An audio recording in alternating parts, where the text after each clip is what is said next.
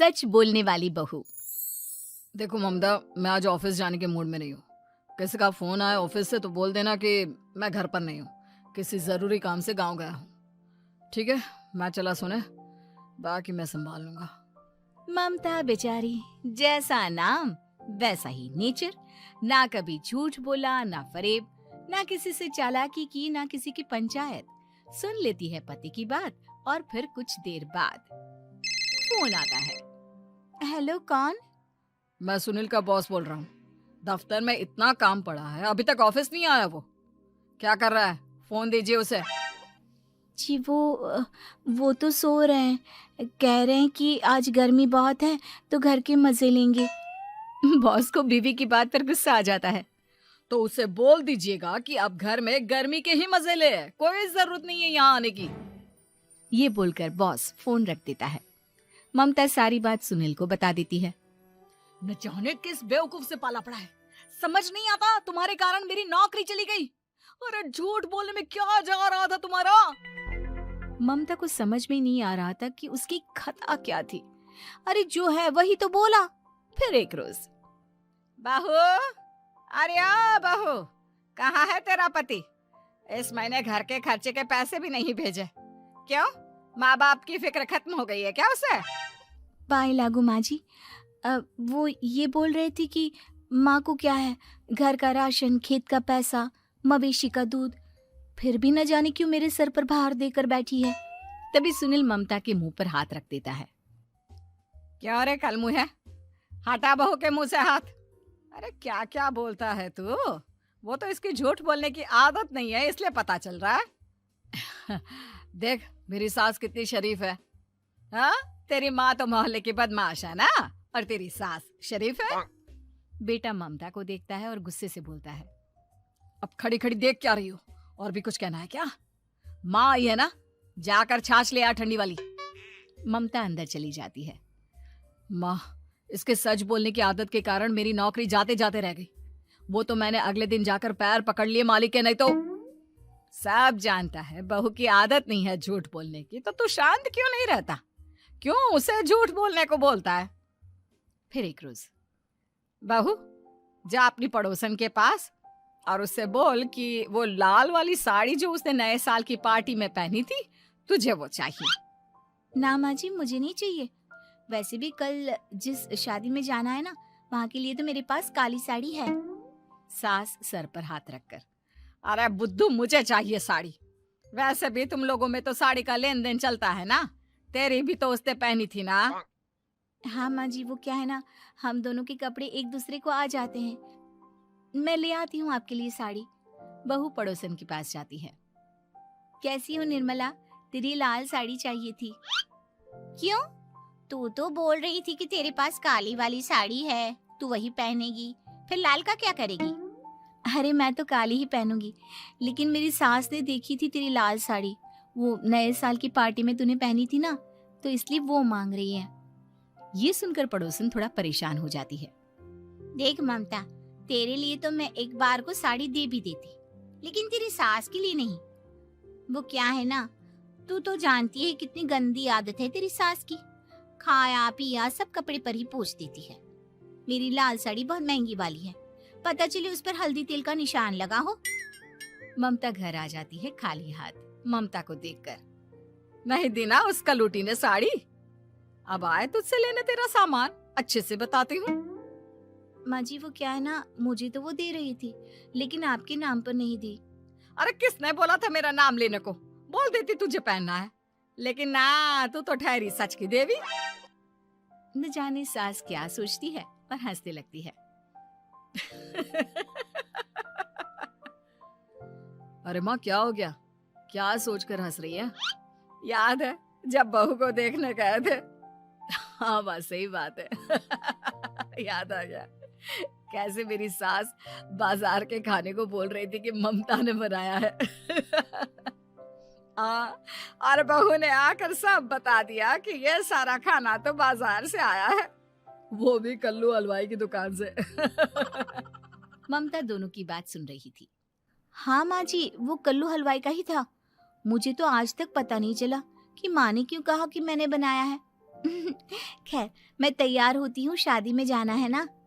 पूरा परिवार शादी में जाता है, जहाँ खाना वाना खाकर सभी बैठे होते हैं कि एक औरत ममता की सास से कहती है, क्या बात है बहन जी, मेरी आपकी बात हुई थी तो आप तो बोल रही थी कि लाल साड़ी पहनने वाली हैं, तो मैंने ये काली पहन ली। पता होता कि आप लाल नहीं पहन रही हैं तो मैं ही अपनी लाल पहन आती। अच्छा जी, तो इसलिए पूछा जा रहा था। अरे इतनी साड़ियां हैं कि क्या बताऊं। मैंने सोचा तो था, पर ये सामने दिख गई तो यही पहन लिया। अच्छा, मेरी तो तैयारी काफी दिन से चल रही थी, फिर भी आज ऐसा लग रहा है कि ठीक से तैयार नहीं हुई मैं। तभी आ जाती है हमारी सच्ची बहू, ममता बहू। आंटी जी, वो क्या है ना, पड़ोसन की लाल साड़ी माँ जी को पहननी थी, लेकिन आप तो जानती है माँ जी की आदत, सारा खाया पिया कपड़ों पर ही पोंछ देती है, तो उसने साड़ी देने से ना ऐन वक्त पर मना कर दिया, तो अब इन्होंने ना मेरी साड़ी पहनी है। औरत ममता की सास को घूरती है, अरे मांग कर ही साड़ी पहननी थी क्या? हम जैसे तो खुद की ही साड़ी पहनते हैं, चलो चलते हैं। सास का गुस्सा अब ममता पर फूट पड़ता है। अरे क्या जरूरत थी ये बात सबसे कहने की। अरे घर की इज्जत का कोई ख्याल है कि नहीं तुझे? हाँ, मैंने क्या बोल दिया माँ जी? मुझे क्यों डांट रही है? मेरी गलती क्या है? ममता को रोता देख सुनील आ जाता है। अरे माँ, क्या हो गया? पता है ना शादी का माहौल है। सास सारी बात बेटे को बता देती है। देख रहा है तेरी बहू का हाल। अरे इस लड़की को तो ये भी नहीं पता कि कब कहाँ क्या कैसे बोलना है। अरे लेकर जा इसे यहाँ से। सभी घर आ जाते हैं। सास का मुंह तो फूला ही रहता है कि एक दिन। चलो बेटा, बहुत दिन तुम लोगों के साथ रह ली, अब चलो। वैसे भी ऐसी बहू के साथ समय कैसे कटे, जो ना झूठ बोलती है ना लोगों की चुगली करती है। अरे गांव में ही ठीक हूँ मैं, कम से कम 4 घर की खबर तो मिलती रहती है, वो भी मसाला डालकर। कैसी बात कर रही है माँ? अभी तो आई है, रह जाना, कितना अच्छा लगता है तेरे रहने से घर। तभी ममता आ जाती है। अच्छा लगता है, लेकिन आप तो बोल रहे थे कि न जाने कब तक रुकेगी, जाने का नाम ही नहीं ले रही। जाए तो कम से कम घर में थोड़ा सा फ्री सा तो फील करूं, यही बोल रहे थे कल माँ जी आपके लिए। सास बेटे को देखती है, लेकिन क्या कहती बेचारी, जब अपना ही सिक्का खोटा हो। चली जाती है चुपचाप गांव। फिर एक रोज घर की घंटी बजती है। सामने खड़ा होता है सुनील का बॉस। सुनील है क्या घर में? वो क्या ना, मैं यहाँ से गुजर रहा था तो सोचा थोड़ा ऑफिस का काम डिस्कस कर लूं। ममता कुछ कहती कि तभी वहां सुनील आ जाता है। अरे बॉस, आप आइए आइए। क्या बात है, घर तो बहुत सुंदर है। वैसे भाभी जी, आपकी खूब बातें सुनी है कि आप कभी झूठ नहीं बोलती। ये तो पता नहीं, लेकिन हमेशा सर कुछ न कुछ ऐसा बोल देती हूँ जिससे परेशानी हो जाती है। मैं ऐसा नहीं चाहती, लेकिन क्या करूँ। खैर, बॉस कुछ देर रुकता है, काम की बात होती है। ममता के साथ सब चाय पीते हैं और जैसे ही बॉस जाने को मुड़ता है कि क्या जी, कितने नेक इंसान हैं, फालतू ही आप खड़ूस और निकम्मा बोलते हैं इन बॉस को।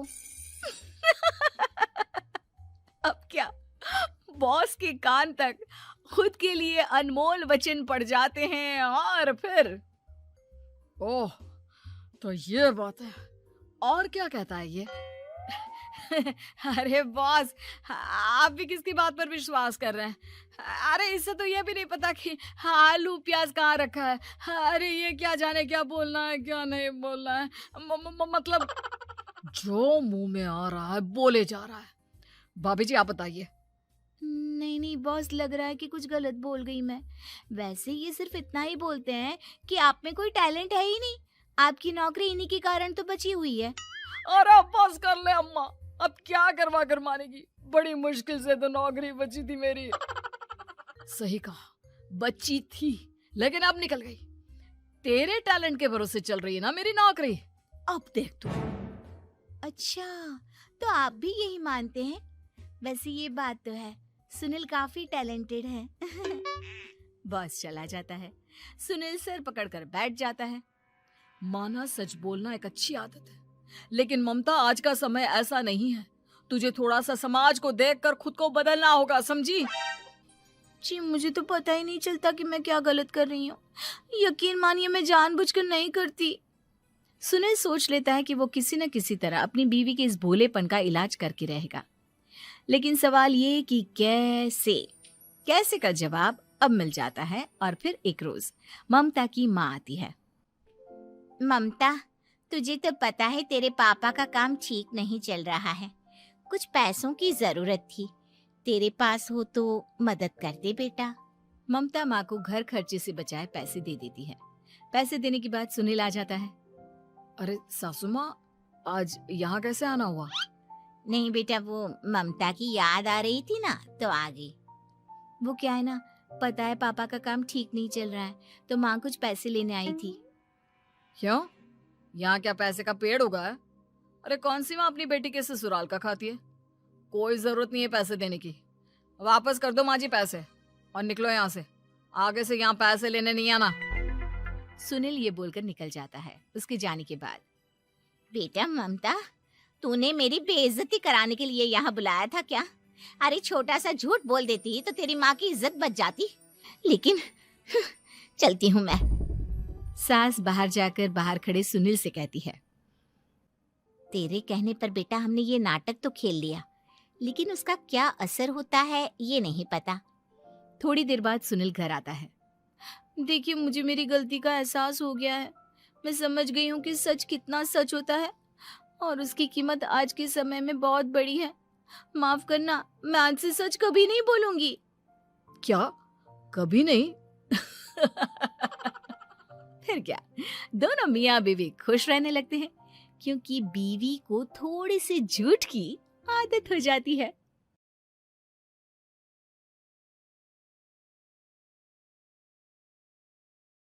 सपने देखने वाली बहू। गुप्ता जी की बहू अंजलि को सपने बहुत आते थे। एक दिन सुबह सुबह जब अंजलि सोकर उठी, सासू माँ जानती हैं क्या होने वाला है? अरे क्या हुआ?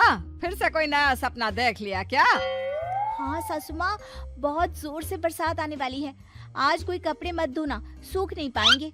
अरे बहू, बाहर तो इतनी तेज धूप निकली पड़ी है, तुमको कहाँ बारिश नजर आ रही है? अरे मम्मी जी, मैंने सपने में देखा था बहुत जोर से बारिश होने वाली है, इसलिए बस आज कोई कपड़े नहीं धुलेंगे। अरे लेकिन इससे पहले भी तो कितनी बार तुझे सपने आए हैं, कभी कुछ सच भी होता है क्या? मम्मी जी, आप भी ना सपनों पर भरोसा करना चाहिए, भरोसा। अंजलि की सास उसकी कोई बात नहीं मानती, लेकिन उस दिन वाकई में शाम होते होते घने बादल आ जाते हैं और जोर से मूसलाधार बारिश होने लगती है। अंजलि, आज तो तुम्हारा सपना सच हो गया। बहू, आज तो तुमने सपने में बारिश देखी थी ना, और देखो सच में बारिश हो गई। लगता है अगली बार से हमें तुम्हारी बात माननी पड़ेगी। पापा जी, मैं तो हर बार ही मम्मी जी से कहती हूँ, मेरे सपने सच हो जाते हैं, बस भरोसा रखिए। कुछ दिनों के बाद, अजी सुनते हैं, मुझे ना सपना आया था और सपने में मैंने देखा कि आपकी पूरी 1 करोड़ की लॉटरी लगी है। अरे कभी कभी सपना सच होना सही बात है, लेकिन हमेशा ऐसा नहीं होता अंजलि। और वैसे भी लॉटरी लगने ही वाली है तो अच्छी बात है ना।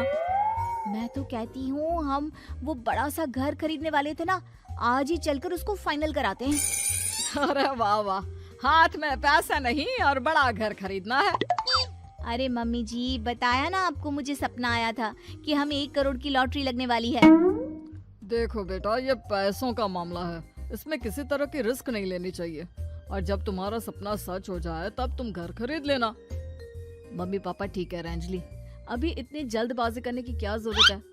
मैं कुछ नहीं जानती, मुझे वो घर चाहिए तो चाहिए। और आपको प्रॉब्लम क्या है? कुछ दिनों में तो पैसे आने ही वाले हैं लॉटरी से। हाँ, तो जब पैसे आ जाएंगे तब खरीद लेंगे ना।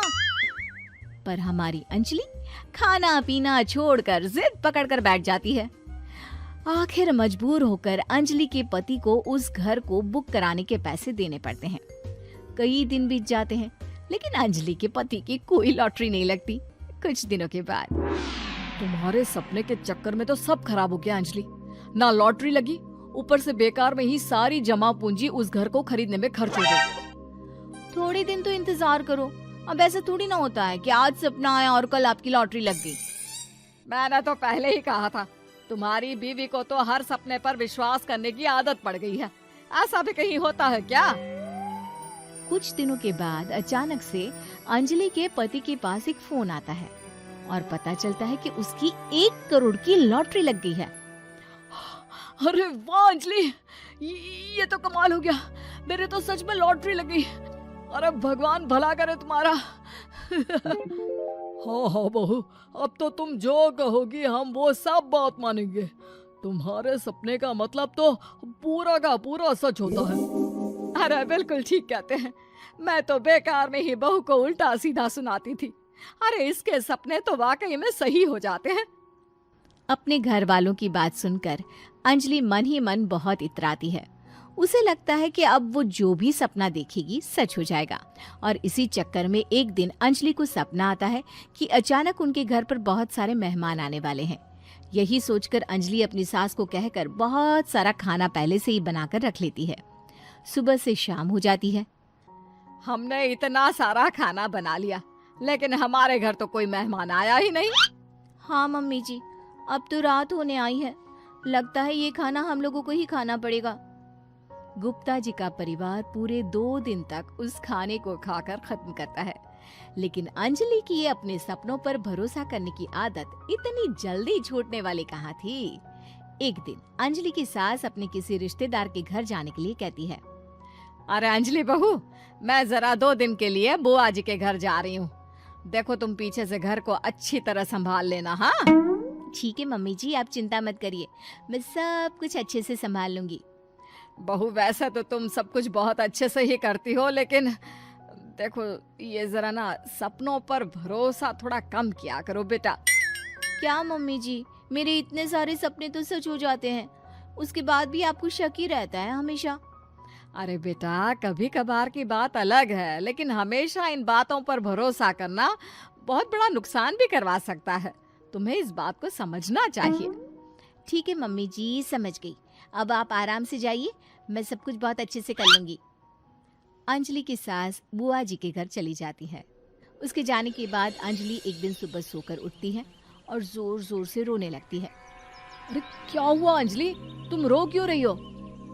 बहू सब ठीक तो है ना? क्या कोई बुरा सपना देखा?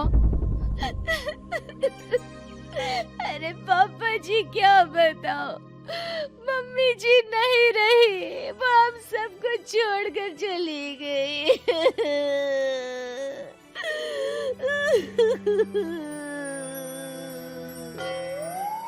छोड़कर चली गई?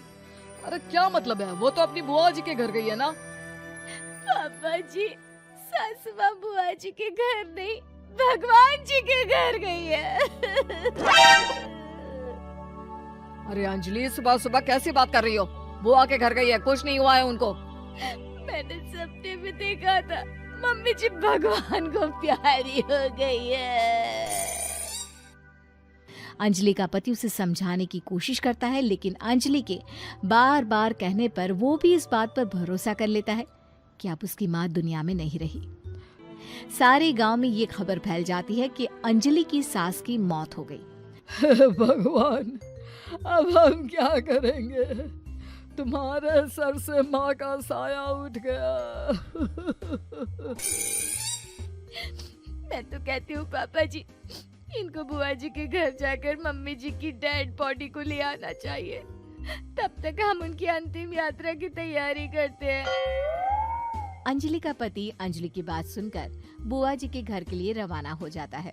उधर अंजलि अपनी सास के अंतिम संस्कार की सारी तैयारियां कर लेती है। मोहल्ले के सारे लोग वहां पर आकर इकट्ठा हो जाते हैं। बहुत बुरा हुआ, मेरी सास मुझे बहुत प्यार करती थी, बुआ जी के घर गई थी। अरे हमको क्या पता था कि भगवान जी के घर जा रही है। अंजलि ने अपनी सास की तस्वीर पर हार पहनाकर घर के बीचों बीच रख दिया। सब लोग आकर गुप्ता परिवार को सांत्वना दे रहे थे।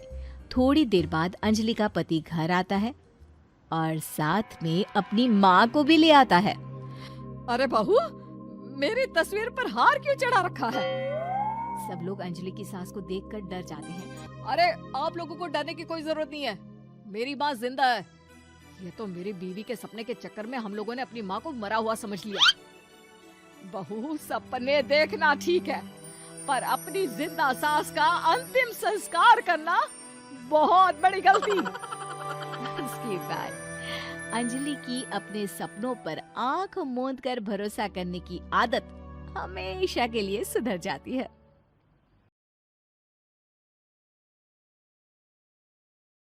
सांवली बहू।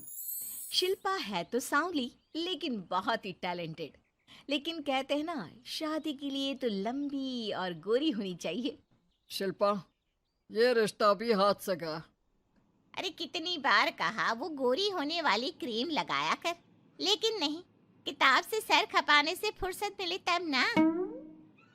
तू ही क्यों नहीं इसके लिए उपटन तैयार कर देती? शर्मा जी की बेटी का कम रेट में कितना अच्छा रिश्ता हुआ है। इसकी तो उम्र के साथ ही लड़के वालों की डिमांड भी बढ़ी जा रही है। शिल्पा को ये बातें अब बुरी नहीं लगती थी, लगे भी क्यों, बचपन से सुन जो रही थी वो ये सब कुछ। उसके लिए ये तो मात्र एक कान से सुनना और दूसरे कान से निकाल देने वाली बात थी। फिर एक रोज, पापा पापा मेरी नौकरी लग गई है। वाह, अच्छा, कहाँ बेटा? न्यूज़ चैनल में पापा, खबरों को लिखना होगा। हाँ, वैसे भी तेरे जैसी सांवली शक्ल की लड़की को कौन पर्दे पर आने देगा, क्यों? चल, 4 पैसे कमाने लायक हुई है तो लड़के वालों को बोल देंगे कि कमाती भी है, फिर शायद कोई कर ले शादी। हाँ सही कह रहे हैं। वैसे बेटा, कल शाम को एक लड़का और आने वाला है, उसे भी देख लेना। शिल्पा को इस बार गुस्सा आ जाता है। अच्छे न्यूज़ चैनल में नौकरी लगने की खुशी भी माँ पापा के चेहरे पर नहीं दिखती। अगले रोज ऑफिस से शिल्पा घर आती है तो सामने बैठा होता है हिमांशु। हिमांशु शिल्पा को देखता है तो पहली नजर में तो वो उसे पसंद नहीं आती, लेकिन फिर भी फॉर्मेलिटी तो करनी थी। हाँ, ओके, तो क्या शौक है तुम्हारे और खाने में क्या क्या बना लेती हो? मुझे पढ़ने लिखने का शौक है, खाना बनाना नहीं आता, बिल्कुल भी नहीं आता। पर फिर भी क्योंकि ये रिवाज है कि बहू को खाना बनाना होता है तो थोड़ा बहुत बना लूँगी, लेकिन उतना ही वक्त किचन को दे पाऊँगी जितने में मेरा काम, मेरी नौकरी सफ़र ना हो। बाकी भूख तो तुमको भी लगती होगी, तो खाना बनाने की जिम्मेदारी दोनों की ही होगी, है ना? शिल्पा बोले जा रही थी। अब तक जिन लड़कियों से हिमांशु मिला था, शिल्पा उन सब से अलग थी। वो ऐसी ही तो लड़की चाहता था। शिल्पा से बात करने के बाद, ठीक है, फिर शादी 2 महीने बाद करेंगे। वो क्या है ना, खाना बनाना भी तो सीखना होगा ना। मुझे मंजूर है। शिल्पा को भी हिमांशु अच्छा लगने लगता है। दोनों की शादी हो जाती है, लेकिन शादी के बाद से ही हिमांशु का परिवार शिल्पा के रंग को लेकर कई बातें बनाता। क्या बात है हिमांशु, क्या कमी हो गई थी जो ऐसी काली सी बहू ले आया? काली तो नहीं है। हाँ, मेरी शिल्पा का रंग हल्का सांवला है। वैसे आप तो कृष्ण की भक्त हैं, जानती है ना, उनका रंग भी सांवला था। अब सांवले रंग के कृष्ण की पूजा, तो सांवली मेरी बीवी खराब कैसे? बात तो सही भी थी। क्यों सांवला रंग खराब माना जाता है? शिल्पा पति का तर्क सुन रही थी। थोड़ी देर के बाद, क्या बात है, शब्दों का जादू आ गया। क्या तर्क दिया आपने सांवले रंग के समर्थन में? तो क्या तुम ही पत्रकार हो? अरे तुम्हारा पति भी कम नहीं है। शिल्पा रोज एक नई तरक्की छू रही थी। कभी विदेश दौरा तो कभी बड़े बड़े लोगों का इंटरव्यू। एक दिन, सुनो, आज का दिन बहुत खास है, मैं मुख्यमंत्री जी का इंटरव्यू लेने जा रही हूँ। अरे वाह, क्या बात है, सही है यार। तभी ससुर आ जाते हैं। बहू, थोड़ा मेकअप भी कर लेना, वरना काली काली फोटो सब जगह आएगी। अरे हम तो शर्म के मारे किसी को दिखाते भी नहीं कि ये हमारी बहू है। न जाने क्या कमी थी। अरे वो शारदा दीदी की बहू देखो, कैसे मक्खन की तरह गोरी है। और नताशा, वो तो ऐसे लगता है जैसे भगवान ने दिल खोल कर रंग दिया है उसको। अरे माँ, आजकल रंग नहीं बुद्धि का जमाना है। हाँ, तो वो दोनों कहाँ पागल है, अच्छा खासा घर देख रही है। शिल्पा को ससुर की बात पर गुस्सा तो आता है, लेकिन वो मूड खराब नहीं करना चाहती। वो तो बस तैयारी करती है कि जल्दी से अच्छा सा मुख्यमंत्री का इंटरव्यू हो जाए और दुनिया देखे। होता भी यही है। शिल्पा जब शाम को घर आती है तो, अरे चाची, बुआ, फूफा जी, कैसे हैं आप सब? कैसे आना हुआ?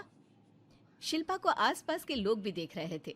वो भी जानती थी कि उसने जो इंटरव्यू किया वो कितना वायरल हो रहा है। अरे बहू, बड़े लायक हो तुम। औरत होकर दुनिया की इतनी जानकारी, कितनी समझ है तुम्हारे अंदर। वाह वाह बहू, तुमने तो हम सबका सीना गर्व से चौड़ा कर दिया। सास ये सब देखकर सोच रही थी कि भाई ऐसा भी क्या हो गया, इन्होंने तो बहू को हीरो बना रखा है। मैंने तो शिल्पा को उसी दिन समझ लिया था जब पहली बार मिला था। मैं तो जान गया था कि ये लड़की अलग है। कितनी प्यारी आवाज है इसकी और समझ भी लाजवाब। तभी बुआ सास बोल पड़ती है। और एक हमारी बहू है, सारा दिन टिकली बिंदी पर ही लगी रहती है। अरे दीदी, न जाने कौन कौन सी क्रीम लगाती है, अब तो चेहरे पर फोड़े भी निकल गए। कितनी बार कहा कुछ पढ़ाई आगे करके दुनिया में नाम कमाओ, लेकिन नहीं, बस सारा दिन शीशे के सामने खड़ी रहेगी। कोई बात नहीं फूफा जी, वो भी किसी की पसंद हो सकती है। हम लोगों का क्या, एक काम अच्छा कर दिया तो पूछ लिए गए, नहीं तो जमाना तो गोरी सूरत की ही तारीफ करता है। क्यों माँ जी? हाँ हाँ वो क्या है ना, मैं जरा पानी लेकर आती हूँ, तू बैठ बहू। हाँ हाँ बहू, तू तो बैठ। वो क्या है ना, आज तो तुझसे बहुत सारी बातें करनी है। ये बता, कैसे दिखते हैं मुख्यमंत्री जी सामने से? जैसे टीवी में दिखते हैं वैसे ही दिखते हैं क्या? आए दिन लोग शिल्पा से मिलने आते, उसे अपने स्कूल या दूसरी जगह पर चीफ गेस्ट बनाते। ये सब देखकर पति तो खुश होता, लेकिन सुंदर बहू का सपना सास की आंख से उतर ही नहीं रहा था। फिर एक रोज, शिल्पा, पापा कहाँ है? माँ जमीन पर गिरी पड़ी है, वो बेहोश हो गई है। शिल्पा की सास को गंभीर बीमारी हो जाती है और फिर आप लोग अपनी माँ की किसी बात को मना ना करना। उनका दिल कमज़ोर हो चुका है। दिल में कोई बात लगेगी तो उनके हार्ट अटैक आने के चांसेस है। तो समझ रहे हैं ना? कुछ दिनों में ठीक होकर सास घर आ जाती है और फिर एक दिन, देख बेटा, मैं मरने से पहले एक सुंदर बहू का चेहरा देखना चाहती हूँ। अरे मैं नहीं चाहती कि तू इस काली कलूटी के साथ रहे, छोड़ दे इसे। अरे कल को तेरे बच्चे भी ऐसे काले पीले पैदा होंगे और फिर हमारा खानदान देखने लायक नहीं होगा। शिल्पा सुन रही थी, वो परेशान हो रही थी। वो सोचती है कि एक बार वो अपने पति से बात करके देखेगी। सुनिए ना, मुझे आपसे बात करनी है। मुझे भी शिल्पा, मैं माँ के बिना नहीं रह पाऊंगा, तुम समझ रही हो ना? शिल्पा को दुख होता है, लेकिन वो क्या करती। वो हिमांशु को तलाक देने का सोच लेती है और फिर, शिल्पा, माँ की हालत फिर खराब हो रही है, क्या करूं? माँ को सबसे बड़े अस्पताल में भर्ती करना होगा।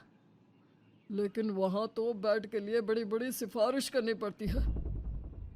हाय रे, मेरा मन आता है, मैं मर न जाऊं, मुझे बचा ले बहू। शिल्पा को हैरानी होती है कि वो करे तो क्या करे। पर माँ जी, मैं कैसे? बेटा, मुख्यमंत्री जी से बात कर ले, उनसे बड़ी सिफारिश किसकी हो सकती है? तू बोलेगी तो शायद तेरी सास की जिंदगी बच जाएगी। शिल्पा सिफारिश से सास को बड़े अस्पताल में भर्ती करवा देती है, जहां लंबे समय बाद सास ठीक होती है। लेकिन इस बीच एक दिन भी शिल्पा उन्हें देखने नहीं जाती। सास जब घर आती है तो एक सुंदर सी लड़की उनका स्वागत करती है। ये कौन है और शिल्पा कहाँ है?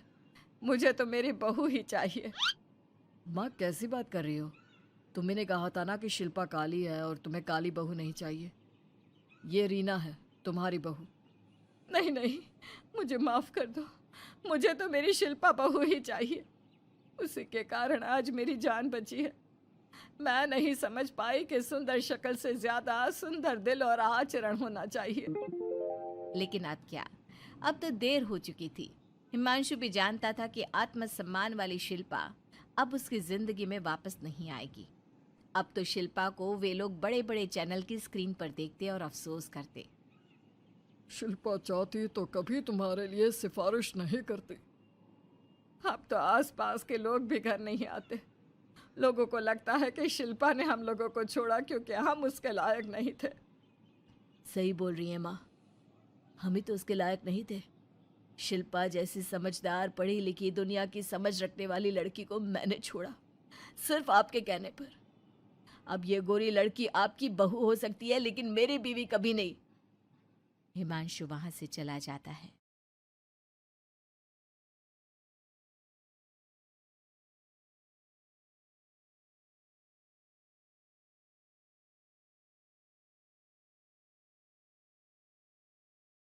साली आधी घरवाली। सिमरन की छोटी बहन विभा माँ के होते हुए भी सिमरन के ही पीछे लगी रहती थी। सिमरन, आ गई हो तो इसे खाना खिला दो। बोल रही है तुम जब तक नहीं खाओगी ये भी नहीं खाएगी। क्या है विभा, तुम खा लिया करो ना, मुझे ऑफिस से आने में देर हो जाती है। और कोई छोटी बच्ची तो हो नहीं तुम जो खाना भी नहीं खाती हो कि दीदी आएगी तो ही खाऊंगी। हाँ हाँ, छोटी बच्ची ही समझ लो। और एक बात, जब आपको पता है कि मैं आपके बिना नहीं खाती हूँ तो रोज रोज क्यों बोलती हो? अरे क्या है ये, दोनों बहनें कम, माँ बेटी ज्यादा लगती हो। अरे दीदी की शादी हो जाएगी तब क्या करेगी बोल? जब होगी तब की तब देखेंगे। मैं तो दीदी के साथ ही रहूंगी हमेशा। दोनों की शादी ऐसे घर में कर देंगे जहाँ दो भाई हो। खैर, मामला आया गया हो जाता है। एक दिन सिमरन के पापा जब घर आते हैं। तुम लोगों के लिए अच्छी खबर है। वर्मा जी है ना मेरे दोस्त, उन्होंने सिमरन बेटी के लिए रिश्ता बताया है। बहुत अच्छा लड़का है, सिमरन को भी पसंद कर लिया है और कल वो लोग आ रहे हैं सिमरन को देखने अपने घर। सिद्धांत अपने माता पिता के साथ सिमरन को देखने आता है। उसे सिमरन अच्छी लगती है और शादी तय हो जाती है। सिद्धांत की माँ कहती है, अब तो हम लोग ले जाएंगे जल्द ही अपनी सिमरन को यहाँ से। अरे हाँ हाँ, क्यों नहीं, आपकी ही है अब तो हमारी बेटी। दूर खड़ी विभा सब सुन रही होती है। अब तो दीदी की शादी हो जाएगी, फिर तो वो चली जाएंगी। दीदी के बिना मैं कैसे रहूंगी? कुछ न कुछ तो करना ही होगा जिससे दीदी की शादी ही ना हो। सभी के जाने के बाद क्या शादी के बाद दीदी हम लोगों के साथ नहीं रहेंगी? अरे नहीं तो फिर क्यों रहेगी, शादी हो जाएगी तो अपने घर चली जाएगी ना। तो मैं भी जाऊंगी उनके साथ, मेरा भी सामान पैक कर देना। अरे कैसे बात कर रही हो विभा, दीदी के ससुराल छोटी बहन नहीं जाती। हाँ, कभी कभी जाकर मिलाना और रोज फोन पर भी बात कर लेना, ठीक है? नहीं पापा, आप तो जानते हैं मैं दीदी के बिना खाना भी नहीं खाती, ना ही मुझे उनके बिना नींद आती है। सिमरन बहन की बात सुनकर इमोशनल हो जाती है। अगले दिन से विभा खाना खाना छोड़ देती है। लोगों के लाख समझाने के बाद भी विभा ना खाती है ना ही सोती है। अंत में हार मानकर सिमरन सिद्धांत से मिलती है। सिद्धांत, मेरे मम्मी पापा ने बचपन से ही विभा और मुझे साथ रखा। वो मुझसे बहुत जुड़ी है। मुझे उसकी टेंशन रहेगी शादी के बाद, क्योंकि वो मेरे बिना नहीं रह सकती है। अरे ये तो छोटी सी बात है, वो हम लोगों के साथ हमारे घर में रह सकती है। जब उसकी अकल आ जाएगी या वो समझ जाएगी कि तुम्हारा घर वो नहीं बल्कि ये है, तो हम उसे घर छोड़ आएंगे, ठीक है? सिमरन खुश हो जाती है क्योंकि वो यही चाहती थी। वो माँ पिता से बात कर लेती है। अरे कैसी बात कर रही हो सिमरन, भला बेटी के ससुराल में हम छोटी बहन को कैसे भेज दे? जमाना क्या कहेगा? अरे तो पागल हो गया है, मना कर दे। इस शादी में इन लोगों का तो ये चलता ही रहेगा। कभी बहन यहाँ आ रही है, कभी वो बहन के पास जा रही है। अरे शादी हो रही है, कोई मजाक थोड़ी ना हो रहा है ना बाबा ना। माँ कैसी बात कर रही हो? सिमरन से मैं जुड़ाव महसूस कर रहा हूँ और इतनी सी बात के लिए इतनी अच्छी लड़की को कैसे छोड़ सकता हूँ? सिद्धांत की भी जिद होती है कि वो सिर्फ सिमरन से ही शादी करेगा, और होता भी वैसा ही है। सिद्धांत और सिमरन की शादी हो जाती है और दहेज में आ जाती है। विभा शादी के बाद बुआ सास कहती है, अरे माना साली आधी घर वाली होती है, लेकिन ये क्या, तुम तो उसे घर ही ले आए। तभी चाची कहती है, सिद्धांत को तो हम लोगों ने सीधा समझा था, लेकिन सबसे तेज तो यही निकला। अरे देखो कैसे दहेज तो नहीं लिया, लेकिन साली पर कब्जा कर लिया। सिद्धांत ने इस और तो सोचा ही नहीं था, लोग उन लोगों के बारे में ऐसी भी बात करेंगे। वो वहाँ से चला जाता है और चुपचाप अपने कमरे में लेट जाता है। क्या हुआ सिद्धांत, तुम अचानक से परेशान हो गए, कोई बात है क्या? अरे नहीं, वो थक गया था ना, शादी की सारी तैयारी और रस्मों के बीच, सोच रहा हूँ थोड़ा आराम कर लूँ। हाँ ठीक है, आप लेट जाइए, मैं विभा का बेड लगा देती हूँ जमीन पर। क्या वो यहाँ सोएगी? हाँ बताया तो था कि उसे नींद नहीं आती मेरे बिना, तो तुम आराम से लेटो ऊपर, हम लोग नीचे बिछा लेते हैं। अरे नहीं, तुम दोनों आराम से लेटो ऊपर, मैं माँ पापा के रूम में जा रहा हूँ। सिद्धांत वहाँ से दूसरे कमरे में चला जाता है, जहाँ सिद्धांत के पिता उससे कहते हैं, क्या बात है बेटा, तू उस कमरे में क्यों नहीं सो रहा? बहू से लड़ाई हो गई है क्या शादी के पहले दिन ही? अब नहीं पापा, वो दोनों बहनों को बात करनी थी और मुझे नींद आ रही है, तो मैं यहाँ सोने चला आया। अगले दिन सिद्धांत तैयार होकर ऑफिस जाता है। ऑफिस में लंच के वक्त दोस्त कहता है, क्या बात है सिद्धांत, इतना सारा खाना एक ही दिन में? हाँ यार, वो सिमरन को खाना बनाने का शौक है तो उसी ने बनाया है। यार हम लोगों की तो सिर्फ एक ही बीवी है, इसकी तो दो है ना। सिद्धांत को गुस्सा आ जाता है। कैसी बात कर रहा है तू? अरे तू तो भाग्यशाली है जो बीवी के साथ साथ साली भी आ गई। अरे साली लोगों की तो आधी घरवाली होती है, तुझे तो पूरी की पूरी मिल गई। सिद्धांत का पारा अब 7वें आसमान में पहुंच जाता है। वो खड़ा होकर उस लड़के से लड़ने लगता है। हाँ, मेरी शादी में मेरी बीवी के साथ मेरी साली भी आई है, ये सच है, लेकिन सिर्फ कुछ समय के लिए, क्योंकि उसने सिमरन को बचपन से ही माँ की तरह देखा और यूं अचानक वो सिमरन से अलग नहीं रह सकती थी। इसलिए सोचो, अगर मेरी बीवी उसके लिए माँ का स्थान रखती है तो मेरा दर्जा क्या हुआ? तभी वहाँ बॉस आ जाता है।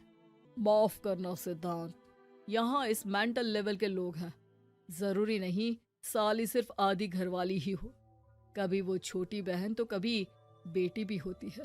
वेल डन सिद्धांत। सिद्धांत को अब ऑफिस में कोई कुछ नहीं कहता, लेकिन आस पड़ोस का वो तो वही हाल रहता है। सिद्धांत ऑफिस से घर की ओर आ रहा होता है कि रास्ते में उसे अपनी कॉलोनी का दोस्त मिल जाता है। क्या बात है, चेहरे की चमक बता रही है, शादी से बड़ा खुश है तू, क्यों? हाँ यार, अच्छी लड़की और अच्छा परिवार मिलना कहाँ होता है जल्दी आजकल। यार हमें भी दिला देना ऐसा परिवार जहाँ एक के साथ एक फ्री की स्कीम चल रही हो। सिद्धांत को फिर गुस्सा आ जाता है। वो दोस्त को मारने के लिए हाथ उठाता ही है कि वहाँ विभा आ जाती है। अरे जीजू रहने दीजिए ना, ये लोग नहीं समझेंगे कि इंसानियत क्या होती है। ये सच है कि दीदी से कैसे दूर रहना ये मुझे पता नहीं था। आपने मुझे दीदी के पास रहने का मौका देकर ये समझने का मौका दिया कि लड़की का असली घर उसका ससुराल होता है। मैं समझ चुकी हूँ, मैं जा रही हूँ जीजू, लेकिन मैं खुश हूँ कि आपने मुझे अपनी छोटी बहन समझा। सभी उन लोगों को देखकर ताली बजाने लगते हैं। विभा अपने घर चली जाती है और सिद्धांत खुशी खुशी सिमरन के साथ रहने लगता है।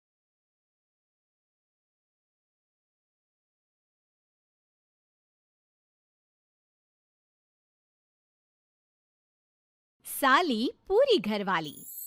लालच किस हद तक आदमी पर हावी होता है, आइए देखते हैं।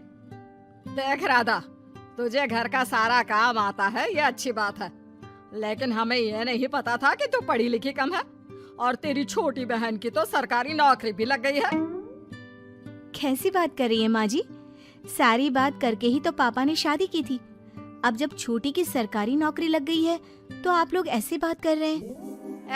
ज्यादा बकबक मत करियो। हम लोगों को पता होता कि तेरी छोटी बहन की सरकारी नौकरी लगने वाली है तो तुझसे तो कभी शादी ना करवाते अपने होनहार बेटे की। अरे तो मुझ में क्या कमी है? वैसे भी आप लोगों ने तो उस वक्त कहा था कि आप लोगों को घरेलू लड़की चाहिए। तभी पति महेश आ जाता है। देख राधा, 100 की सीधी एक बात बता देता हूँ। तू जा और अपनी बहन को बोल कि उसे यहाँ रहकर अपनी कमाई हम लोगों को देनी होगी, जब तक हमारे सारे कर्जे उतर नहीं जाते। नहीं तो तू अपना बोरिया बिस्तर बांध और निकल मायके। राधा पति की बात सुनकर हैरान रह जाती है। दिमाग है भी क्या आप लोगों के पास? क्या बोले जा रहे हैं? साली को घर पर रखेंगे? अरे मोहल्ला समाज क्या कहेगा? और माना पिताजी को उसके पैसों की जरूरत नहीं है, लेकिन वो अपनी कमाई आप लोगों को क्यों देगी?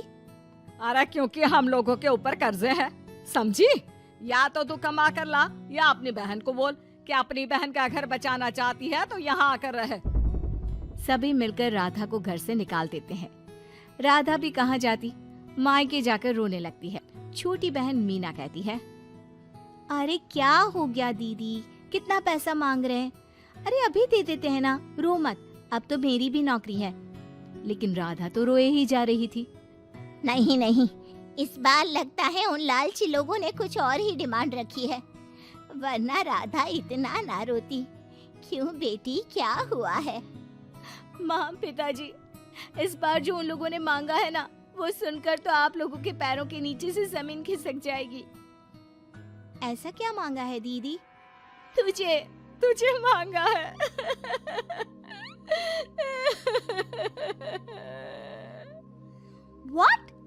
What nonsense? दीदी क्या बोल रही हो? समझ रही हो? हाँ, मेरी सास ये बोलकर भेजी है कि या तो मीना अपनी सारी कमाई उन लोगों को तब तक दे जब तक उन लोगों के कर्जे खत्म नहीं हो जाते, या फिर मैं मायके में जाकर रहूं यहाँ। क्या मजाक बना रखा है? ऐसा होता है क्या कहीं? अरे शादी की है, कोई आलू टमाटर थोड़ी है कि अदला बदली कर लो। छोटी बहन शांत होती है। माँ पिता बड़ी को समझा रहे होते हैं और वो रोए ही जा रही थी। तभी छोटी बोलती है, पापा, मैं दीदी के साथ जाऊंगी। क्या पागल है क्या? अरे दुनिया क्या बोलेगी?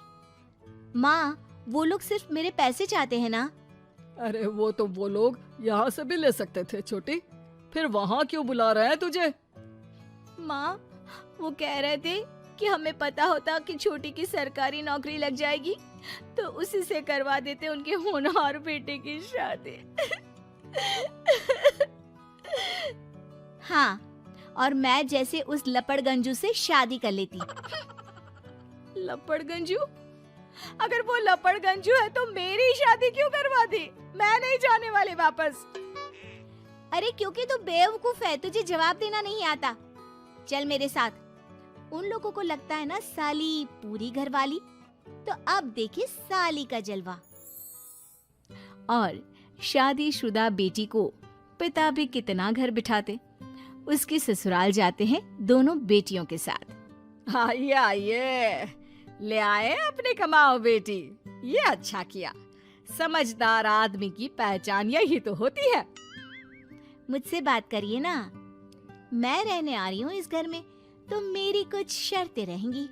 अरे वाह जी वाह, बहन के ससुराल में भी शर्तें? अरे और क्या, आप लोगों को मेरे पैसे चाहिए, दीदी घर का काम करेगी, इतना सब मिल रहा है। वैसे आप तो जानती हैं, बाजार में बिना शर्तों के तो एक पॉलिसी भी नहीं मिलती है। बात तो ये सही बोल रही है, सरकारी नौकरी वाली लड़कियां ऐसा नहीं मिलती। हाँ हाँ ठीक है। अच्छा बोलो छोटी बहू, क्या शर्तें हैं तुम्हारी? मैं कोई काम नहीं करूंगी। कैसी बात कर रही हो छोटी बहू, तुम नौकरी करोगी, अरे लाखों कमाओगी कि घर का काम करोगी? घर के कामों के लिए है ना ये बड़ी। दूसरी शर्त, मुझसे कोई बदतमीजी से या ऊंची आवाज में बात नहीं करेगा। अरे कैसी बात कर रही हो तुम तो ख्वाबों की रानी हो। शट अप जीजाजी, साली से मजाक करना अलग बात है, लेकिन याद रहे, साली बहन होती है बीवी की, और बीवी की बहन यानी आपकी बहन। माँ ये क्या बोल रही है? बहन? अरे ना बेटा, मैं हूं ना, बात करती हूँ ना, रो मत बच्चा, रो मत। खैर, पिता दोनों बेटियों को छोड़कर चले जाते हैं। अगली सुबह। अरे सरला, जल्दी से मेरा और तुम्हारी बहन का खाना पैक कर दो, हम लोग ऑफिस के लिए निकल रहे हैं। लेकिन सरला तो सोफे पर बैठकर टीवी देख रही होती है। देखो जी, मेरी बहन पैसे कमा रही है तो मैं क्यों काम करूं? याद है ना मम्मी जी क्या बोलती थी कि मेरा बेटा पैसा कमा रहा है, तब सारा काम मैं करती थी। अब मेरी बहन कमा रही है तो मैं भी काम नहीं करूंगी। हाँ। अरे साली साहिबा, चलिए ना, मैं आपको दफ्तर छोड़ देता हूँ। क्या रेपुटेशन बनेगी हमारी। हाँ हाँ जीजा जी, चलिए, आज आपकी ये इच्छा भी पूरी कर देते हैं। छोटी के ऑफिस में। अरे ये कौन है? तेरे जीजा जी है ना? ये कैसे तुझे छोड़ने आ गए? अरे वो अब ना मेरे पास ही रहती है। सभी एक दूसरे की तरफ देखने लग जाते हैं। हाँ, वो क्या है ना, दीदी तो पता है घरेलू महिला है, जीजा जी के कर्जे ज्यादा हैं और पढ़े लिखे इतने हैं नहीं कि कुछ अच्छी कमाई कर पाए, तो मेरी कमाई रखते हैं। बस जैसे ही इन लोगों का कर्जा खत्म हो जाएगा, मैं अपने घर चली जाऊंगी। पास खड़े जीजा जी का मुंह बन जाता है। घर आकर, छोटी, तुम ये क्या बकवास कर रही थी? ये सबको बताने की क्या जरूरत थी? अरे जीजा जी, आप खुलेआम सबको ये कहे कि साली आजकल मेरे साथ रहती है, तो लोग क्या सोचेंगे आप जानते हैं ना। अरे उससे कुछ मत बोलना बेटा, चल मेरे साथ, तुझे ना बाजार का डोसा खिलाती हूँ। चल चल चल। हाँ दीदी, तैयार हो जाओ, डोसा खिला रही हैं आंटी जी। तीनों जा रही होती है कि पास मोहल्ले की कुछ औरतें वहाँ पर जमा रहती है। अरे लाजो बहन, बहू की बहन यहीं रह रही है क्या? हाँ हाँ, इसे भी रख लिया है। अब आप तो जानती ही हैं कि हम लोगों का दिल कितना बड़ा है।